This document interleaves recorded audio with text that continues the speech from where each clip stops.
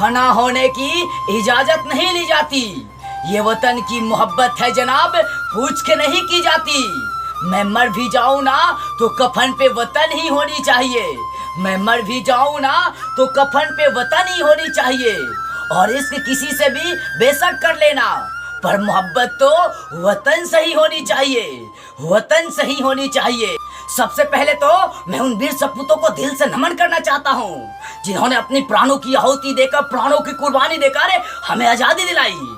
प्यारे साथियों, आज ही के दिन 15 अगस्त 1947 को हमारा देश आजाद हुआ था और इसी तिथि को हम लोग स्वतंत्रता दिवस के रूप में मनाने लगे। प्रत्येक वर्ष 15 अगस्त को हम लोग स्वतंत्रता दिवस मनाते हैं। आज हमारा देश आजाद हो चुका है, लेकिन इस आजादी के पीछे कितने माँ बाप, भाई बहन के गोदी सुना हो गया, कितनी माँ बहने के मांग उजड़ गई, कितने माँ बाप के बुढ़ापे के सहारा चल बसे, तब जाकर हमें यह आजादी मिली है।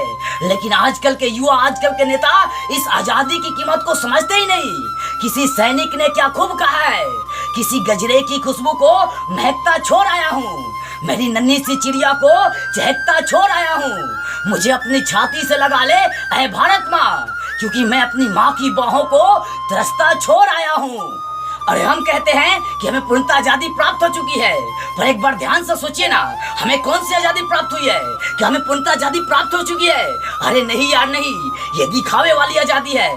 जब कोई लड़की किसी लड़के से बात करती है तब उसी के भाई या उसी के बाप को उसी लड़की से जलन होने लगती है। क्या यही संपूर्ण आजादी है? अरे जब समाज के विकास के लिए पैसे आते हैं तब यहाँ के नेता लोग उस पैसे को समाज के विकास में नहीं लगाकर अपने विकास में लगाते हैं। क्या यही संपूर्ण आजादी है?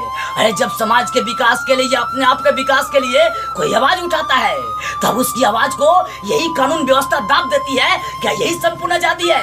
अरे नहीं यार नहीं, अभी हमें संपूर्ण आजादी नहीं प्राप्त हुई है। यहाँ के जो नेता लोग हैं अपने क्षणिक लाभ के लिए, अपने फायदे के लिए यहाँ के हिंदू मुस्लिम को आपस में लड़वाते हैं और लाभ कमाते रहते हैं। किसी को लगता है कि हिंदू खतरे में है, किसी को लगता है कि मुसलमान खतरे में है। अरे धर्म का चश्मा उतार कर देखो, पता चलेगा कि हिंदुस्तान खतरे में है।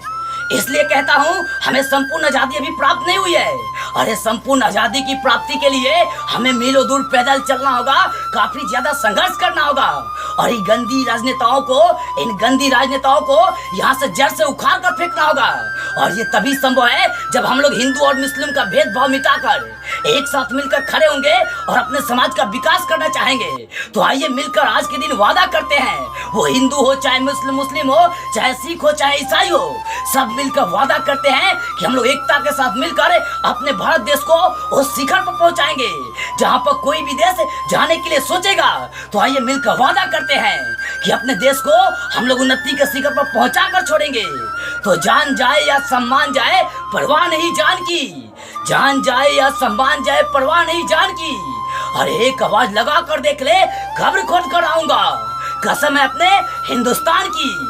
तो दोस्तों इन्हीं बातों के साथ मैं अपनी वाणी को विराम देता हूँ। एक सैनिक ने क्या खूब लिखा है, किसी गजरे की खुशबू को महकता छोड़ आया हूँ, मेरी नन्ही सी चिड़िया को चहकता छोड़ आया हूँ।